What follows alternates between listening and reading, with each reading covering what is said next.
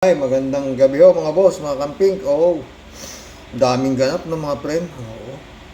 Flood control, Kibuloy. Pati ba naman si Kibuloy? Anyway, pakinggan natin ito sandali. Mamaya punta tayo sa flood control. Kung ano-anong... Ay, nakong gulo. Said the probe aims to ensure transparency, fairness, and adherence House Justice Panel to prove Kibuloy's extradition request. to international obligations. The inquiry will call on government agencies to clarify the extradition process for Kibuloy, who faces U.S. charges including sex trafficking, conspiracy, and immigration fraud. Committee Chair Representative Jervil Luistro noted that existing laws remain unclear when an extraditee has pending local cases and the timeline of the U.S. request is still vague. Joining us now to talk... Ito mga friend, no? Pag ito si Kibuloy, kasi nga pinoproblema nila, may kaso daw si Kibuloy dito, tapos may kaso sa sa Amerika. Kaso nga, kinukuha na ng Amerika to para pumunta na ron at harapin yung kaso niya doon. Nauna naman yung kaso niya doon, di ba? Ngayon, parang para bang para bang nagiging hadlang pa yung kaso ni Kibuloy dito sa Pilipinas para ma-extradite siya sa Amerika. Parang ganoon di ba? Pero may mga nagsasabi naman, di ba, na pwede naman siyang temporary siya doon, harapin niya yung kaso niya doon. Tapos balik siya rito, parang ganoon. No? Pero ito sa akin mga friend. Pag ito si Kibuloy, hindi ho na-extradite sa Amerika, bago usapan na yan. Para lang tayo nanonood ng teleserye. Ayon sa hawak ni Bongbong ang bola di ba? Kung hindi ito ma-extradite, wala na talagang kwenta, di ba? Ito na tayo sa flood control. Ito yung flood control, Umano sa flood control projects, iginiit ni Department of Public Works and Highway Secretary Manuel Bonoan na hindi siya sangkot sa anumang katiwalian. Si Senate President... Natural naman yun, alam naman aminin niya sangkot siya sa katiwalian. Siyempre lahat ng pwedeng masangkot, pag tinuro mo yan, sabi hindi ako sangkot dyan. Wala, di ba, lahat naman tatanggi. Wala namang umangin na kasangkot sila sa katiwalian, di ba? Tuloy. Chis Escudero naman, nagbantang ipaaresto ang mga kontraktor na hindi pa rin dadalo sa hearing ng Blue Ribbon Committee. Narito ang report. May babala si Senate President Chis Escudero sa mga kontraktor na mangi-isnab sa sabpina para sa pagdinig ng Senate Blue Ribbon Committee ukol sa flood control project sa September 1. Kung hindi nga nila susundin ang sabpina ng Senado, ang susunod na doon ay arrest warrant na hindi ako mag-aatubiling pirmahan kung hindi sila pupunta at magpapakita dito sa patawag ng Senado. 10 sa pinakamalalaking kontratista ng flood control projects ng gobyerno ang sinampil. Yan. Galit na si Chis Escudero. Forthwith mo yan, forthwith. Ng Senado matapos isnabi ng una nitong pagdinig. Kabilang sa iniimbestigahan ang aligasyong naging bagmen at legmen ng mga kontratista ang ilang district engineer ng DPWH. Kasunod yan ang tangkang panunuhol umano ng isang district engineer kay Batangas 1st District Representative Leandro Leviste. Tingin ni Senador Raffy Tulfo, malawakan ang sindikato sa mga district engineering office. Dapat makasuhan siya dahil nag-iimbestiga, iniimbestigan sila sa mga kalokohan, and then manunuhol sila. Yan naman talagang gawain ng mga karamihan sa mga longolongan, karamihan sa mga kota, para makaiwas sila doon sa kaso at kahiyan, mag-protect sila. I think it's widespread. Kaya nga sa mga susunod na hearing sa Blue Ribbon, so ma-identify kung sino yung mga district engineer na kailangan imbestigahan. Kumbinsido si Senador Amy Marcos na malakas ang loob ng mga district engineer at contractor dahil may malaking tao sa likod nila. Ako ay nanghihinayang kay Secretary Bonoan sa napakaraming mahuhusay na USEC, RDDE. Huwag nating lahatin. Kailangan kilalanin na talaga yung DPWH ay isa sa mga department ng ating gobyerno na halos lahat seso. Lahat yan qualified. Dami-daming exam, ang dami-daming drone. Sangkatutak na requirement. Kaya magagaling sila. Kaya lang, pinapakialaman ng todo-todo ng mga politiko. Dagdag din Senate Majority Leader Joel Villanueva. Wala dapat santuhin kung sino man ang involved dito, senador, kongresista, etc. But we also look into the facts dapat, no? Merong Katulad nung sa Bulacan na binisita ni Presidente, pati yung ghost projects, nasa NEP nasa National Expenditure Program. Ayon din kay House Infra Talaga lang ha, Villanueva ha. Ano, oh, Diyos ko. Jesus is Lord. Ha? Committee Co-Chairman Ted Ridon, hindi congressional insertion ang maanumalyo umanong proyektong sinita ni Pangulong Bongbong Marcos sa Baliwag, Bulacan. Batay sa pagsusuri niya sa National Expenditure Program o yung panukalang budget na isinumite ng ehekutibo sa Kongreso at sa General Appropriations Act, galing ang proyekto sa NEP. Marami po sa mga napuntahan po ng Pangulo ng Pilipinas, particular ho sa Bulacan, kahit po yung nasa Baguio, ay mga National Expenditure Program originated projects. Hindi po ito Congressional Initiative originated projects. So kasama po rito yung pong Ghost Project na supposedly ginawa po ng First Engineering District ng Bulacan through Sims Construction Trading. Sagot ng DPWH, Well, we'll try to find out if this is correct. Maybe. Eto si Bunuan, matanda na pala itong Bunuan na to, no? Appointee rin yata ni BBBMT, no? Tanda na. Pero meron akong naano rito eh, yung salita niya ha, tignan nyo ha. Maybe if it is left or initiated, we will try to find out. Pero for as long as it is ghost project, then we'll have to file the necessary charges against those who are included. They have issued the preventive suspension of the district offices involved in yung ghost projects. kasama sa ipatatawag ng komite sa kanilang investigasyon ang top 15 contractors na binanggit ng Pangulo at mga opisyal ng DPWH, Commission on Audit at BIR. Ang COA, iniutos na ang inspection sa lahat ng flood control projects sa Bulacan mula January 1, 2022 hanggang July 31, 2025. Teka, bakit January 1, 2022 lang? Ang lahat. Bakit hindi paimbestigahan yung nakaraang administrasyon ni Digong? 51 billion yun. Oh, nagtataka ako talaga bakit ano ito gobyerno nito. Oo. Yung kay Digong, binabaharin yung Davao ah. O, ano ba to? Parang pinakikita niya na ang power niya parang imbestigahan yung sarili niyang administrasyon. Yung nakaraan ng grabe, nabaw sa utang, pati sa tubig, nabaw ni Pilipinas doon. Ultimo Davao, nababaw sa tubig. Tuloy nga natin. Prioridad ang mga proyektong pinakaginastusan ng gobyerno. Ang BIR naman, magsasagawa ng tax fraud investigation sa mga kontraktor ng maanumalyo umanong proyekto. There should be criminal charges for ghost projects. If it's a 55 million project na pinera, di ba plunder na yun? Aabot ba ang sisi sa kalihim ng DPWH? We will see no, kung ano ho yung level ng kanya pong responsibility. Pero again, kung ina-admit niya halimbawa na meron pong failure to check at the level of the central office or at the level of the regional director, there is ultimate responsibility on the Secretary of the Department of Public Works and Highways. Well, they'll have to establish my liability kung ano kung nangyayari po doon. Pero sir, at this point in time, you are confident, you can confidently say you did not benefit from any infrastructure Absolutely. project.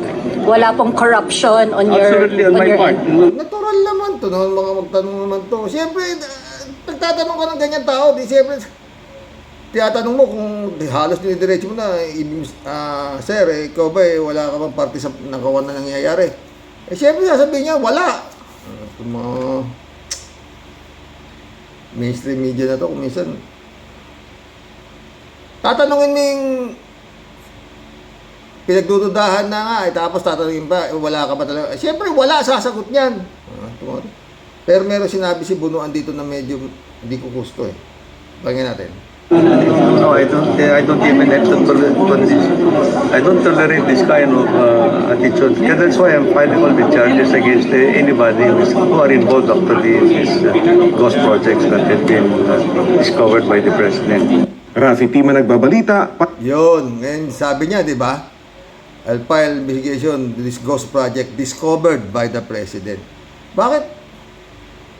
Bunuan, bakit kailangan yung presidente pa ang nakadiskubre? Sa totoo lang mga friend, no? Ito Davao. Welcome to Davao City, the King City of the South.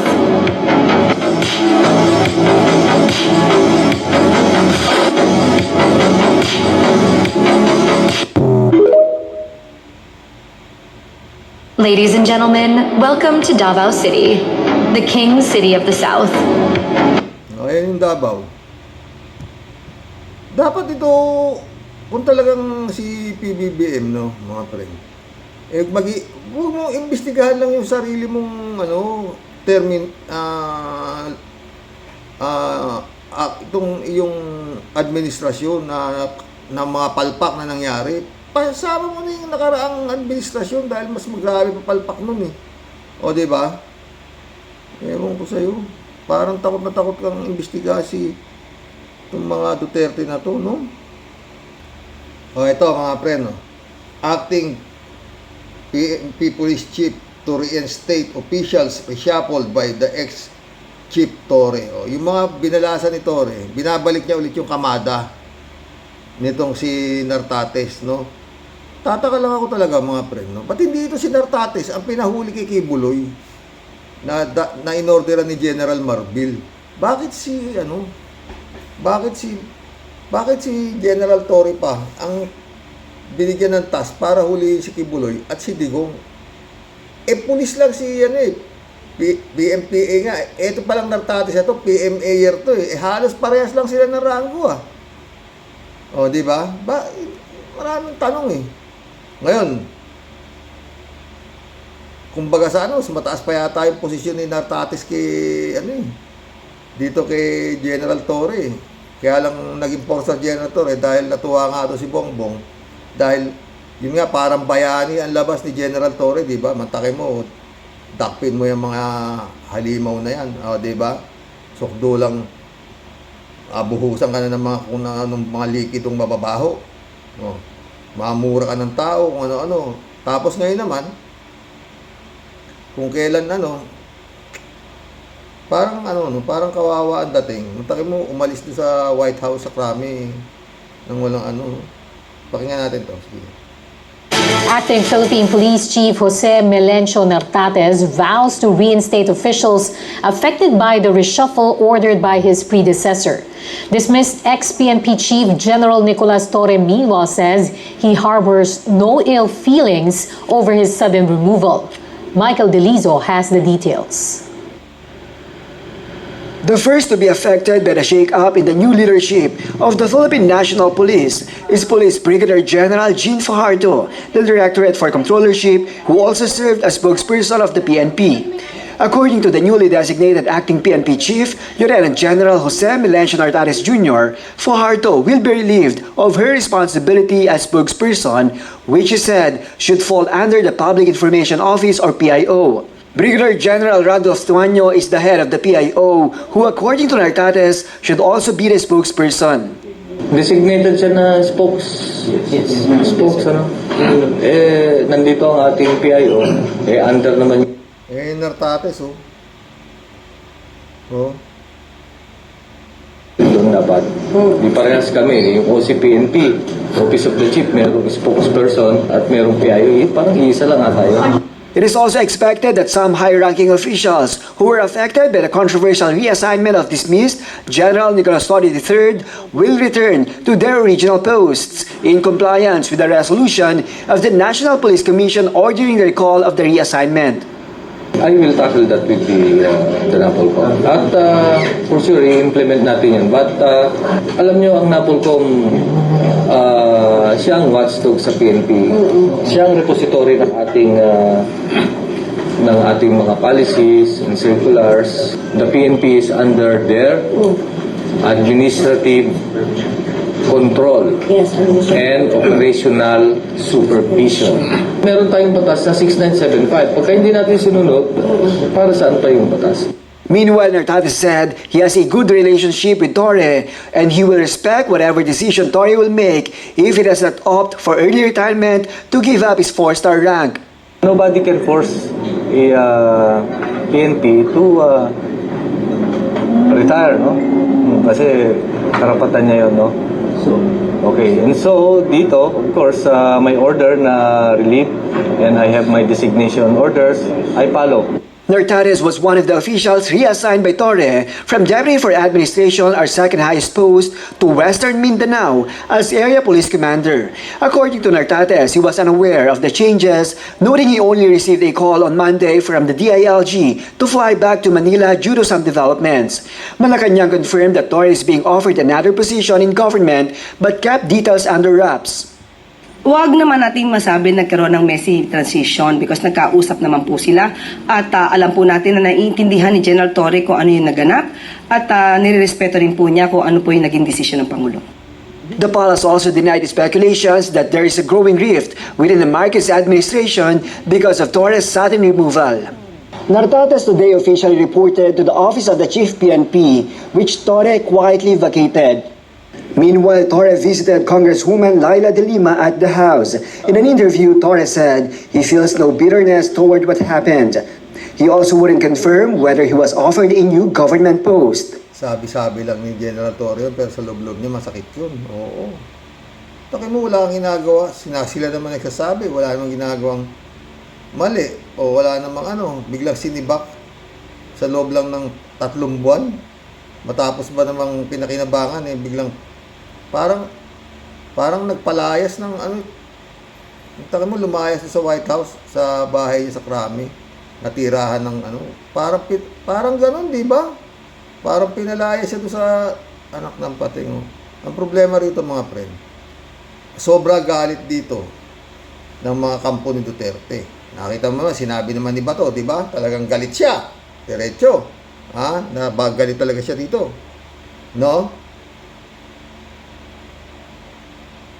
Hindi ho basta-basta itong nabangga na ito. Malaki ho sindikato ito, mga pre. Tuloy natin. Wala nga akong sama ng loob. And I'm a good soldier.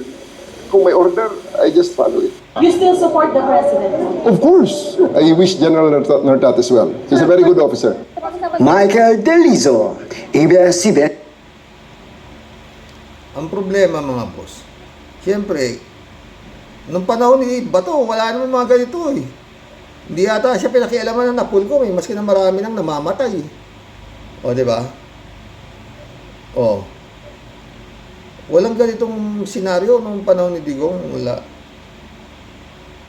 Mga ganyang gulo. Everybody happy. Including Senate and Congress. Di ba? Walang nagrereklamo na bakit malaki ang binigay kay Sara Duterte, bakit ganito ang budget ni Polo. Wala ka maririnig na ganyan sa mga politiko, di ba? Everybody happy mga panahon ni Digong.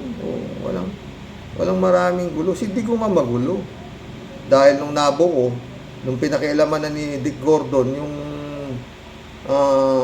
Blue Ribbon Committee na nag-iimbestiga na nga tungkol doon sa nakawan nangyari sa Parmali na nagka 625,000 lang ang kapital, nakakuha ng halos 12 bilyong kontrata. Nung yun doon, at nagalit si Digong. Binalikan niya, inaway niya yung mga senador na nag-iimbestiga ng korupsyon.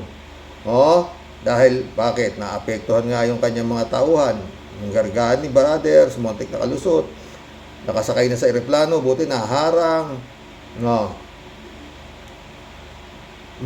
Sa totoo lang, mga pre, masyadong itong gobyerno ni PBBM. Hindi mo maintindihan. Tayo mo, General Torre. Siya pa nag-promote. Siya ang nag-appoint. Siya ang biglang may narinig na bulong na sinibak. Mantala si Sara Duterte, ang dami nang nagbubulong. Wala. Di ba? Si Jesus Remulla, nung na-involve yung anak niya sa entrapment operation ng PIDEA. Ang dami na talagang noon. Kung may delikadesa, dapat bumaba muna siya para hindi siya hindi makasagabal sa ng anak niya, investigasyon whatsoever, dahil siya ang head ng Department of Justice, nasa ilalim niya yung kaso ng anak niya, ganito. Wala. Sabi lang ni Rimulya, hindi ako makikialam. Buti, hindi nakialam. Inaabot ng 3 buwan yung kaso. Kung nakialam, baka 1 linggo lang Layaan diba? Yung problema dyan, mga friend. Si Sara Duterte, na yung buong pamilya niya, minumura na siya, mag-resign ka na. Ayaw niya tanggalin. Sa DepEd, di ba? Appointee niya yan. Siya ang nag-appoint dyan kay Sara Duterte, na wala namang kaalam-alam pala sa kanyang trabaho. Pero ayaw niya tanggalin. Pinatatanggal na sa kanya. Hindi. Come to the point, nag-resign na itong si Baliw. Pero ayon kay Timang, ayaw pa halos tanggapin itong si Marcos daw. Yung kanyang resignation at may gusto ka bang posisyon? Talagang ay naku. Ewan. Ito pa mga friend. DPWH engineer kinasuhan na sa tangkang panunuhol. Ng patong-patong na kaso dyan sa Batangas Prosecutor's Office ang DPWH District Engineer na nagtangka umanong manuhol kay Batangas Representative Leandro Legarda Leviste. Samantala, hinimok naman na mambabatas ang suspect na maging state witness. Kunin natin ang live report ni Vic Suminta. Vic, tinanggap na ba nung DE, yung District Engineer, para siya maging state witness? Alex, mukhang nag-iisip pa ng malalim yung si District Engineer Abelardo Calalo. Matapos itong alukin nga ni Batangas 1st District Representative Leandro Leviste na maging state witness. Pero inihayag Sayang itong mga ganito, mga friend, no? Nag-aral, tapos puta na, sa kulungan ng punta dahil sa pera, no? Bagay, yung mga diskaya, mukhang, ewan ko lang kung saan na, kung walang mangyayari doon, wala talaga. Puro drawing, no? Saka yung mga lifestyle check na sinasabi ni yung mga government official daw, yung lifestyle check. Tignan natin, bagong yan, teleserye, di ba? Tuloy natin to. Naniniwala itong si Congressman Leviste na masyado ng malalim itong korupsyon na nagaganap kaugnay ng mga infrastructure projects ng pamahalaan, partikular sa flood control projects. Naniniwala si Leviste na ang makapagbibigay ng linaw dito ay itong mga district engineers. Parang ng panahon ni Digong, walang mga ganitong question, no? Ganito kagrabing mga investigasyon, no? Wala, no? Ay, si Digong, wala nang pakialam si Digong. Sige, magnakaw kayo na magnakaw dyan.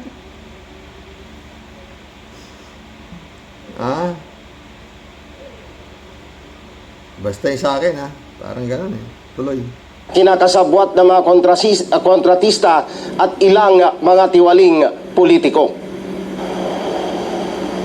Dahil sa paniniwalang mayroong mapipigang mahalagang impormasyon na inalok ni Batangas 1st District Representative Batang-bata ho ito. Anak ni Lauren Legarda. Leandro Leviste, si Batangas District Engineer Abelardo Calalo na maging state witness para mabulgar ng tuluyan ang mga anomalya sa mga infrastructure projects ng gobyerno sa lalawigan ng Batangas. Inihayag ni Leviste na kinausap niya si Calalo sa Batangas City Prosecutor's Office matapos magsampa ng kaso. Subalit wala pa itong sagot at umaasa ang mambabatas na makukumbinsi niya ito maging ang iba pang district engineers upang masawata na ang malalang korupsyon sa mga proyekto ng gobyerno. Nasa kanya na lang po kung ano ang nasa konsyensya niya ang dapat niya gawin para sa ating bansa. Si Calalo ay kinasuk. Ayun yan. Si Leviste. Juan Leviste sa Batangas Prosecutor's Office ng kasong direct bribery, corruption of public official at paglabag sa Anti-Corruption Act. Kasunod ito ng tangkang panunuhol ni Engineer Calalo kay Congressman Leviste upang hindi na ipagpatuloy ang investigasyon sa mga kinasuhan sabi mga friend, kinasuhan ng patong-patong na kaso. So, kukuha ng abogado to. Itong district engineer na to. Siyempre, alam mo kailangan proven guilty beyond reasonable doubt. Baka pahawalan pa to pero no bail ba yan? Yang kaso pinataw dito sa district engineer na to. Baka pag-bail pa to. Sana naman hindi na. Dahil baka mawala na naman to. No? Alam mo na yung mga abogado di ba? Di ba? Si Kibuloy nga daming abogado, di ba? Tuloy. Yan grabe tingnan yung nangyayari doon sa mga flood control project, anak ng pating Ay! Flood control project sa kanilang distrito. Maging consistent tayo sa mga sinabi ni Secretary Bonoan. Dapat po talagang much more than isang district engineer ang mahuli para sa mga aksyon na ito. Si Calalo ay nasa kustodiya ng Taal Batangas Municipal Police Station matapos maaresto sa isang entrapment operations gamit ang 3.1 million pesos na bribe money. Sinabi ni Police Colonel Eric Sibalu, Acting Director ng Batangas Provincial Police Office, na hiniling nila sa Prosecutor's Office ang formal na kustodiya kay Calalo. Pending yung motion natin para sa kustodiya sa pagpapagod. So, all the lawyers spoke for Nauna rito dahil sa pagputok ng kontrobersiya sa mga manumalyang flood control projects ng gobyerno na ibinulgar mismo ni Pangulong Ferdinand Marcos Jr. sa kanyang huling State of the Nation Address o SONA. Nagsagawa ng personal na inspeksyon si Libiste sa mga flood control projects sa kanilang nasasakupan na distrito, kung saan natuklasan na marami sa mga ito ay substandard ang ginamit na materyales. Kaya nasira kagad nitong nagdaang pananalasa ng Bagyot Habagat. Partikular na tinukoy ni Libiste ang flood control projects sa Palico River, Binambang River at Pansipit River na pawang sakop ng unang distrito sa lalawigan ng Batangas. Ayon kay Libiste, halatang kinurakot ng mga tiwaling opisyal ng DPWH kasama ang mga contractors at politiko ang pondo ng mga flood control projects na naging substandard at ang iba ay tinuturing na ghost project. Hindi lang po dapat yung mga employees ng DPWH ang dapat nating hold to account. And I believe with the help of state witnesses, we can catch a bigger fish. Nagpahayag din ng kahandaan si Libiste na isiwalat sa alinmang investigating body na magsasagawa ng investigasyon sa mga manumalyang flood control projects ng pamahalaan.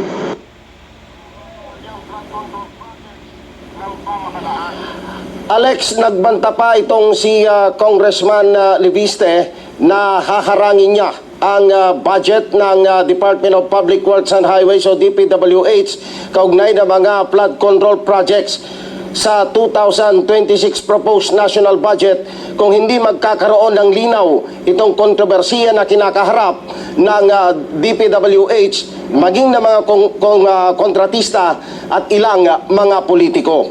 Balik sa inyo, Alex. Okay, Vic, total nandiyan ka na sa Batangas, no? Dahil gusto ko lang malaman, yung bang dala ni D.E. Calalo na pera na 3.1 million Ito, ganda itong tanong ni Alex. pesos na kasha, cold kasha, ito may kanyang pera o pera to ng kontratista?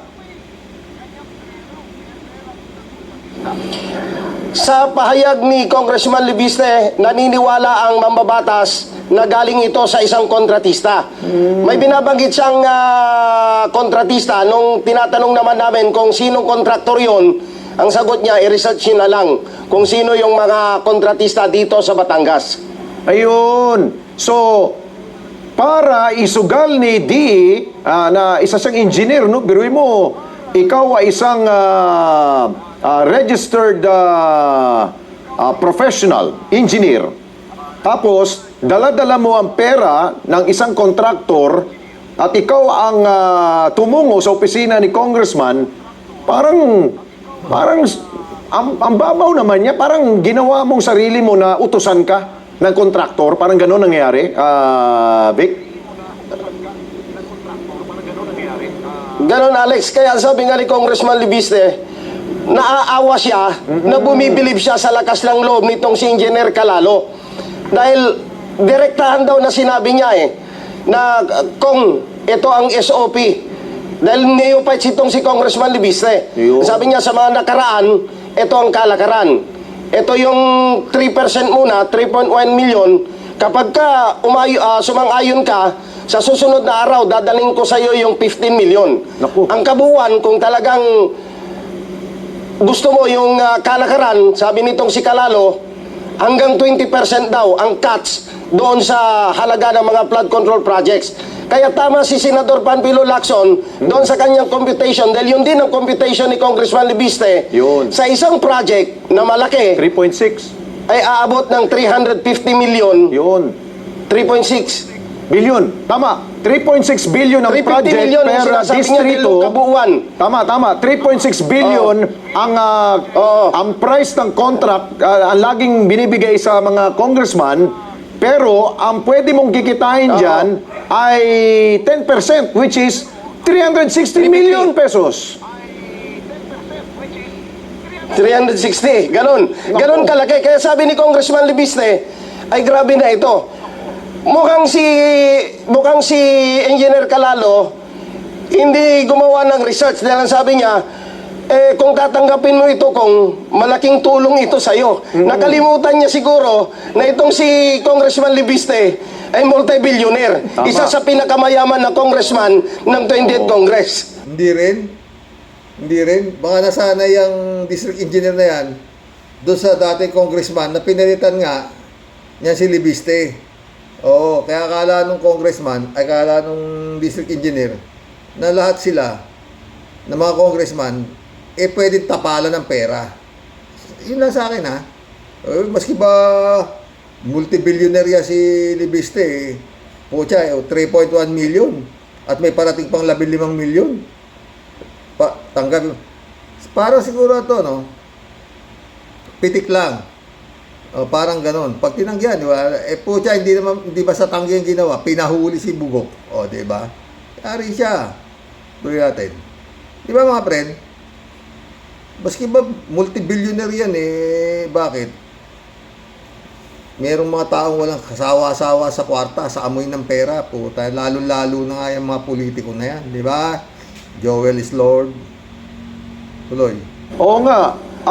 Ang tanong rin dito, Vic, dahil bagito itong si Congressman Libiste, first niya ngayon, di ba, sa 20th Congress, bakit lumalapit sa kanya yung contractor, wala pa naman siya project? Ayun yung pera, nakalatag. Ayun yung kontratista. Kaya alam, bakit binablurred pa kasi? Ayun ayun yung kontratista. Ayun yung perang dala-dala niya, nakalatag sa mesa, na panuhol kay Congressman Libiste. Binablurred pa kasi yung mukha Nakakatawa kayo No? Magnanakaw na binablurred niyo pa yung mukha. Di ba?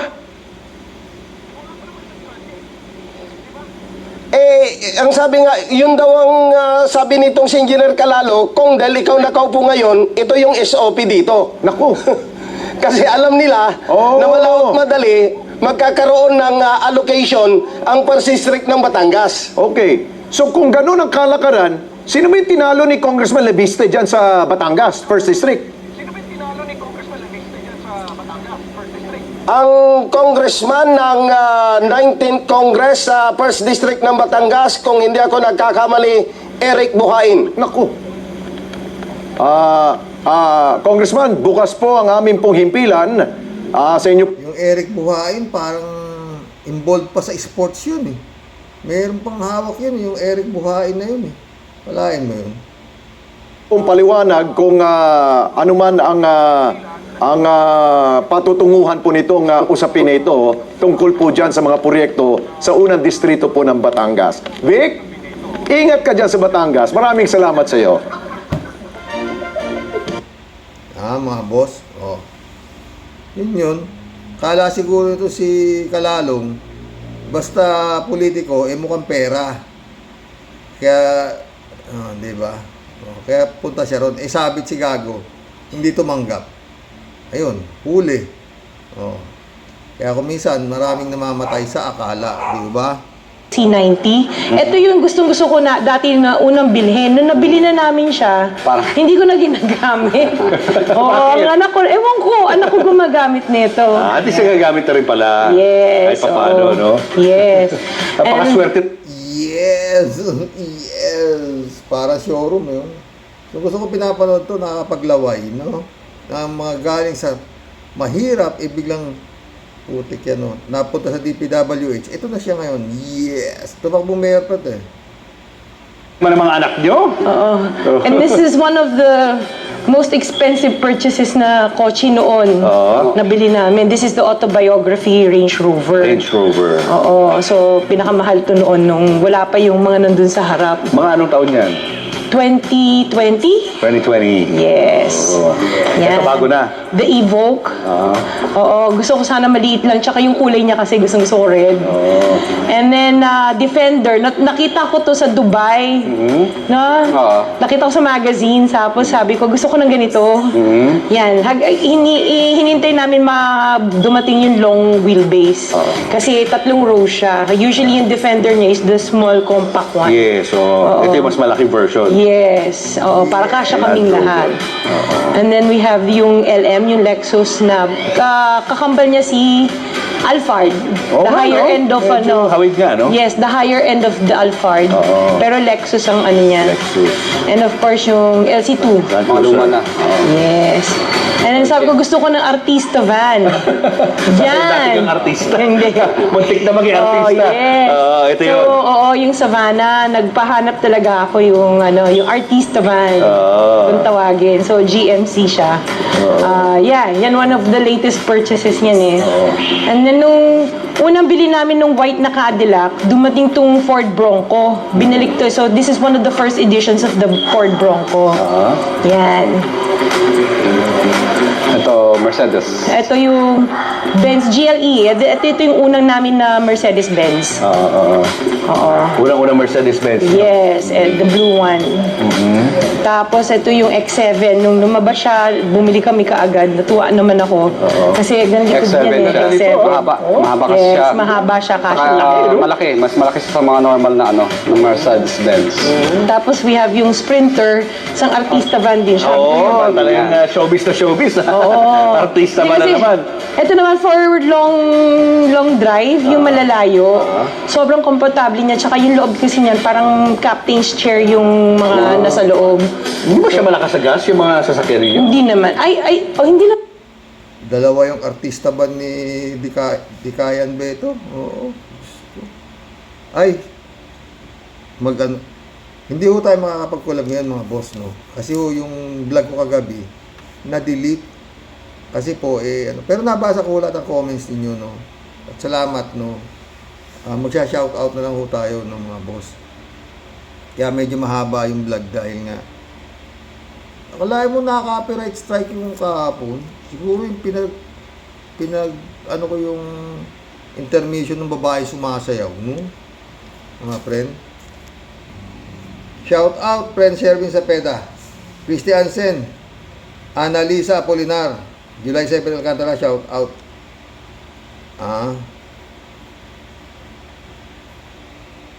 Michelle Edwin, shout out. Mike Jane Labayna, Eddie Luna, Kala Tibaya, shout out. Romeo Calusa, Chupista Bunao, Mary Lebron, Edmond Cheng, shout out sa inyo. Ted, shout out. Jokiano, shout out.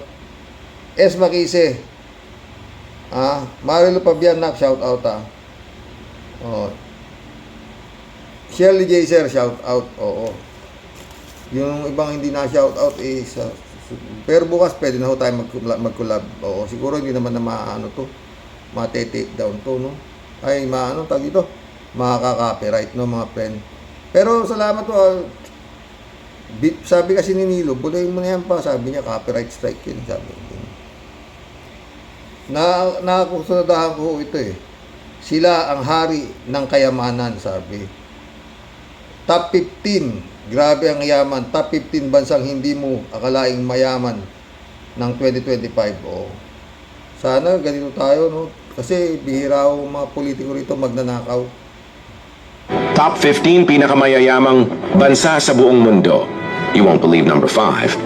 Akala mo ba kung sino ang pinakamayayamang bansa sa buong mundo? Isipin mong mali ka dahil ang nasa number 1 hindi mo inaasahan. At ang number 10, sobrang unbelievable kung bakit sila nandoon. Ito ang top 15 richest countries in the world. At bago natin simulan ang countdown, i-comment mo muna ang hula mo sa top 1. Tapos i-like at i-share mo. To kung gusto mong malaman kung anong bansa ang pinakamayaman sa planeta, game ka na? Tara na! Top 15, Ireland. Sa GDP per capita na halos $100,000, hindi lang Guinness beer ang kayang ipagmalaki ng Ireland. Ang bansa ay naging economic powerhouse sa tech at pharmaceuticals. Kaya sila pasok sa listahan. Top 14, San Marino. Isang maliit na bansa sa Europe na halos hindi mo naririnig, pero grabe sa yaman. Mayaman sila sa banking at tourism, kahit napakaliit ng populasyon. Top 13, Sweden. Hindi lang sila kilala sa IKEA o Volvo, kundi pati sa matatag na welfare, system at innovation. Unya sila ang tech industry at top tier sa buong Europe. Top 12, Denmark. Sobrang taas ng kalidad ng buhay dito. Ang kita ng bansa galing sa renewable energy, shipping, at mga malalaking global brands tulad ng Lego. Top 11, Brunei. Maliit pero matindi. Yumaman ang Brunei dahil sa kanilang oil at gas reserves. Libre ang healthcare at education nila. Imagine that. Top 10, United States. Ito na yung sinasabi kong unbelievable. Kahit sila ang may pinakamalaking economy, hindi sila top 5. Dahil sa laki ng populasyon, hindi ganoon kataas ang GDP per capita. Pero grabe pa rin sa influence at power. Top 9, Singapore. Dating mahirap, ngayon world class. Tuwang patunay na disiplina at innovation ay kayang magangat ng bansa. Ito dati, panahon ni Marcos, mas ano ang Pilipinas dito sabi dito sa Singapore na to no? Pero yun nga, bawal magnakaw kasi dito. Oo. Sarap lang sa totoo lang mga boss. Kung itong Pilipinas, matitino ang politiko. Pumunta, napakagandang bansa na ito. Oo. Kagaya meron pala tayo sa West Philippine Sea kung hindi pumapayag ito na winawalang yata ng inject ng West Philippine Sea na yan, puta, may oil pala dyan, napakayaman, Diyos ko. Mantakin mo, flood control project lang, billion na ninanakaw nitong mga demonyong, sabi ko na, ito ang impyerno. Wala nang iba, itong lupa. Nandito lahat ang mga magnanakaw. Mga matay tao, mga kriminal, mga mandarambong nandito. Di ba demonyo mga yan? Tuloy natin. Top 8, Norway. Ang kanilang yaman, galing sa oil, natural gas, at sustainable management ng resources. Kasabay pa nito, ang napakaayos na gobyerno. Top 7, UAE. Hindi lang Dubai ang may luxury. Buong bansa ay nag-boom dahil sa oil, real estate, at tourism. Sila ang haligi ng kayamanan sa Middle East. Top 6, Switzerland. Hindi lang puro tsokolate o relo. Ang Switzerland ay haven ng mga bank accounts at investments. Tahimik pero ubod ng yaman. Top 5, Macau. What? Oo, Macau. Ang Las Vegas ng Asia. Dahil sa casino at tourism, naging... Puto, baka ito gustong gawin ni Duterte rito sa Pilipinas, gawing Macau.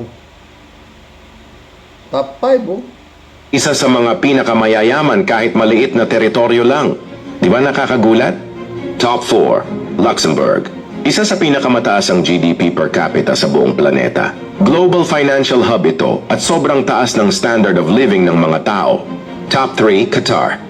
Ang yaman ng bansa ay literal na dumadaloy sa lupa, oil at natural gas. Libre halos lahat sa mga mamamayan, bahay, eskwela, ospital. Top 2, Monaco. Sarap naman nun. Ito, Monaco. Puro mayaman tao yata rito Bansa ng mga bilyonaryo. Walang income tax at halos lahat ng nakatira roon ay super yaman. Luxury cars, normal lang. Top 1, Liechtenstein. Yes, ito ang number 1. Isang maliit na bansa sa gitna ng Europe na hindi inaasahan, sobrang taas ng GDP per capita. Dahil sa manufacturing, banking at zero debt status. Hindi sila sikat pero sila ang tunay na hari sa kayamanan. Hindi lang laki ng bansa ang basehan ng kayamanan. Minsan ang disiplina, tamang pamumuno at matalinong paggamit ng resources ang tunay na susi sa tagumpay. Sobrang yaman. Top Puta, sana ganun dito, no? Sa totoo lang, mga friend, ang nagpahirap po sa Pilipinas, politiko. Yan ang totoo. Oo. Sa dami ng magnanakaw, no? Mabuti kung lahat kagaya nitong si Libiste na diretso. Sa politiko sa atin, mga friend, no? Siguro mabibilang mo sa daliri mo sa kamay ang matino. Sa kamay, huwag mo isasama yung paa. Sa Senado, ilan? 24 yan, di ba? O, tingnan mo. 19 agad ang paltos. O, di ba? Automatic yung paltos. Suportahan mo si Sara Duterte, di? O, paltos ka na. Alam mo na nga magnanakaw, o. Tapos ayaw mo, impeachment lang yun, ha? O, kailangan pa ba na masyado kang matalino para malaman mo na itong mga sumusuporta sa Duterte mga wala sa hustong pag-iisip, di ba? Sumusuporta kay Kibuloy, di ba? Yun lang yun. Ay nako mga boss. Sige po. Sana naging masaya kayo sa mga topic natin. Ang dami, no? Bukas na po tayo mag-collab. Pasantabi po, patawad po sa ngayon. Anyway, nabasa ko lahat at talaga namang magaganda. Nabura ko eh. Sabi niyo, delete mo na yan pa. Sabi niya, copyright strike yan, sabi niya. Muli, umiiho pa manhin, no? Shout out, Pastor Jun Lagon. Magandang gabi po, mga boss. God bless. See you tomorrow, mga friend.